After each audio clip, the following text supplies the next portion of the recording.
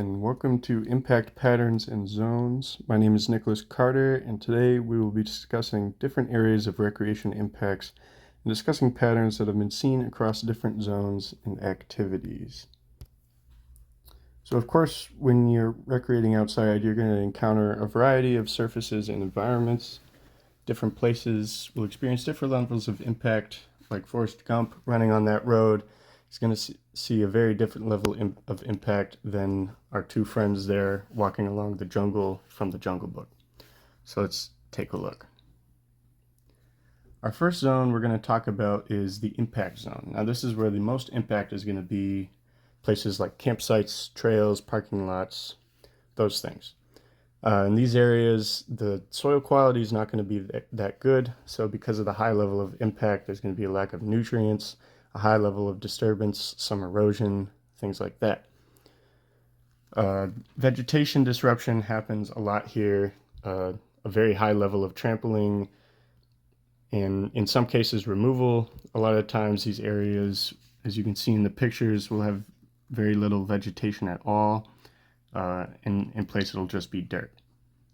And in this area, as managers try to keep campsites small to reduce their impact, because the impact occurs very quickly, that's where all the activities are. They don't want to keep that from spreading. Next up, we'll look at the intersite zone. Now this is going to be areas where there's vegetation between campsites, margins of trails and parking lots. And in this area, we have a medium level of impact.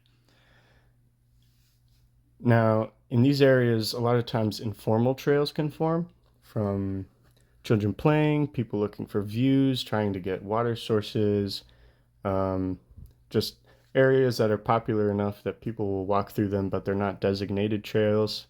The trampling will cause vegetation to die. But these areas typically aren't super trafficked, so plants can regenerate at a slightly lower rate than they typically can. And in case of these informal trails, a lot of times managers will set barriers to prevent people from using them. But if people use them enough and it becomes established enough, managers might consider turning it into an established trail. And here's some examples of some intersite zones. So in the image on the left, this recreation area, visitors had created their own little side trail to go look at a view or something.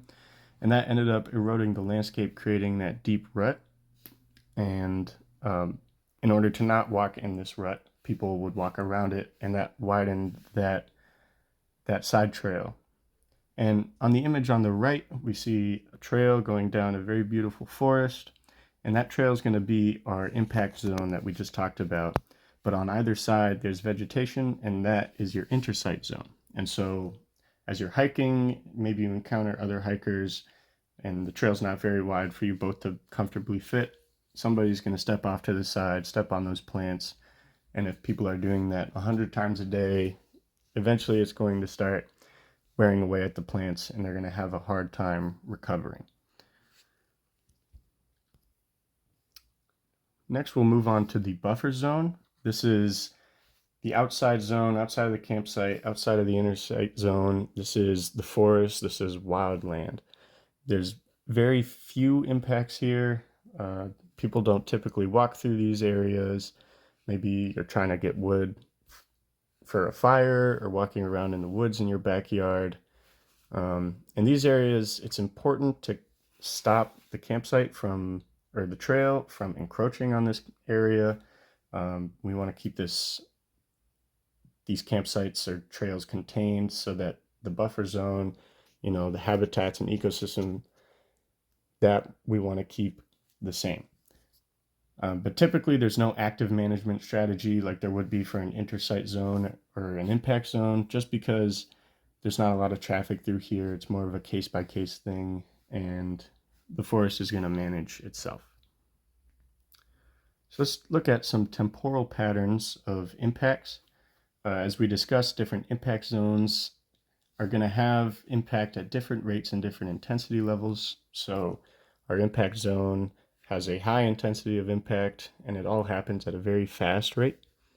And the intersite zone has a moderate intensity of impact, but that also happens at a pretty quick rate too, just because depending on the amount of visitors you have at an area and the types of activities you're going to be doing. And in your buffer zone, there's going to be little to no intensity of impact at all, and it's all going to happen at a very slow rate. It's not very common that you're going to be there, so there's not going to be a lot of impact. If we take a look at the graph on the left here, it's going to show at locations that are starting to be a recreation area, the level of impact is going to go up really quickly over time, but eventually it's going to level out, because as you use something consistently and it starts to get probably as worse as it's going to get, it's not going to get any worse just because it's already heavily impacted. So different activities are going to have different patterns over time. So we have some examples here, like camping. They're going to expand over time. You know, maybe a campsite is overcrowded and people are tenting maybe in the intrasite zone. You have a lot of foot traffic walking around in a crowded campsite. And if a visitation gets high enough, managers will create a new campsite just to keep these areas from expanding. Similarly with hiking trails, those are also going to expand over time, but it happens at a much faster rate just because of how mechanical hiking is. You know, every footstep you're shifting the soil, it becomes loose, it's going to erode. And if you've got 100, 200, maybe it's Acadia National Park and you've got 500 people walking on this trail every day, it's going to lead to a lot of vegetation trampling, erosion, and sometimes trail duplication, like we could see on the image on the right. Another example you can think of is mountain biking. It's very similar to hiking. You know, trails are going to erode really fast, but it's just a lot faster than hiking. You know, you got bikers going down mountains at fast speeds. It's going to be throwing that dirt up, loosening up little areas that it can, rocks and dirts all around. And also just because of the high volume that mountain biking trails have, managers of those areas have to maintain them pretty frequently. Maybe they want to build a bank on this area or make a little ramp. They're going to need to bring in equipment to work on those areas, and that contributes to the impact. So next, it's pretty important to talk about resistance and resilience when talking about impacts, because they're different measurements, but they kind of sound like they have the same thing.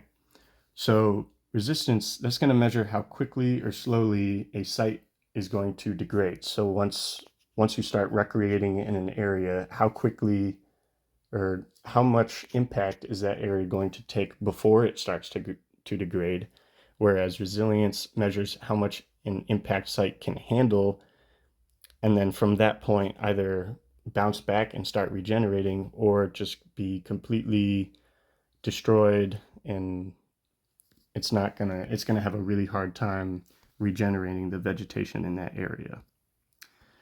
And different activities and different sites are going to have different recovery rates.